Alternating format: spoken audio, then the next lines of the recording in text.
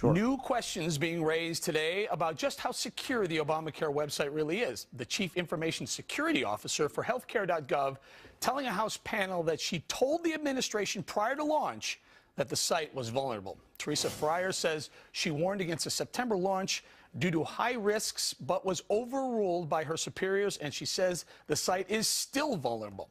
Ohio Congressman Jim Jordan is a member of the House Oversight Committee, which conducted the interview, I believe, on Wednesday. Is that right, Congressman, Wednesday or so? Right. All right, so tell us about that. That's very important information here. Ms. Pryor says that she knew that the website was going to be vulnerable and warned against an October launch because of the privacy issues and some of the security issues. How come she didn't tell anyone? Right. Well, she did. I mean, she actually refused. I mean, this is how big this is.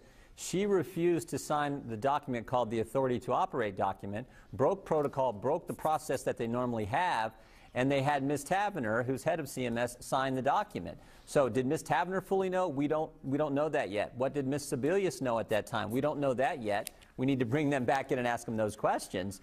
But Ms. Fryer, the Chief Information Security Officer, refused to sign the document because she said this thing's not ready. And these folks, this administration, launched it anyway. So that's one big takeaway.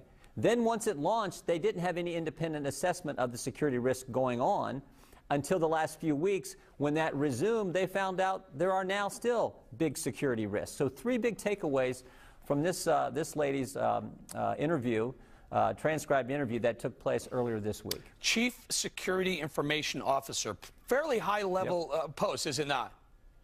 It sure is. And the reason, hold on, just the reason why I'm asking this, because I want to set up this soundbite, because listen to Kathleen Sebelius just a few weeks ago saying this. Go.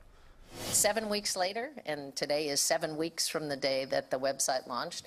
If I knew now what if I had known then what I know now, we probably would have made a different call. Okay, so let me just set this up. So sometime prior to the launch on October 1st, Mrs. Fryer said she knew there were security issues, right? Right. Kathleen Sebelius said if I knew now what I had known, or had known then what I know now, we never would have launched. Why didn't Kathleen Sebelius know when Ms. Fryer absolutely knew and was warning against it? Eric, that's a critical question. What we do know is on September 20th, Ms. Fryer communicated to her superiors that she recommends they not sign the Authority to Operate agreement. So she says, don't launch this thing. It's not ready on September 20th, 10 days before this thing was supposed to launch, the October 1st date. So why Ms. Sebelius didn't learn about that, this fact in that 10-day time frame, anybody's guess. But she needs to come back in and tell us, why didn't you know? And who are the people between Ms. Fryer and Ms. Sebelius who didn't communicate that to Ms. Sebelius if, in fact, she didn't know? When your chief information officer says, or security officer says it's not safe, and you don't know, boy, I got to say, Congressman, I got to say, someone's at fault here. My question is, do you have confidence in Certainly. Kathleen Sebelius going forward that something like this isn't going to happen yet again? Oh, well, this thing's a mess. I mean, the previous clip and everything, what happened with the president waiving the next thing, one of the many things he's waived in this law. So this thing's a mess, and all of it should be delayed. Frankly, all of it should be repealed. No, I don't have confidence in Sebelius, and frankly, the American people don't either. So we got to bring her back in and ask her some questions. What did you learn in that 10-day time frame from when Ms. Fryer communicated that this was a problem? Here's the big thing, too. October 1st is not in the law. This is just a date this administration picked. Absolutely. I think it's interesting that it also happens to correspond with the fiscal year, and that they all actually wanted to shut down.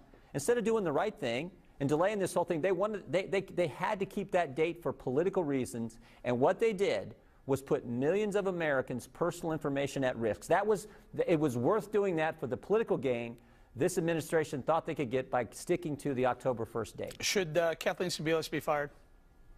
Of course. Yeah, she should be gone. She should have been gone a long time ago.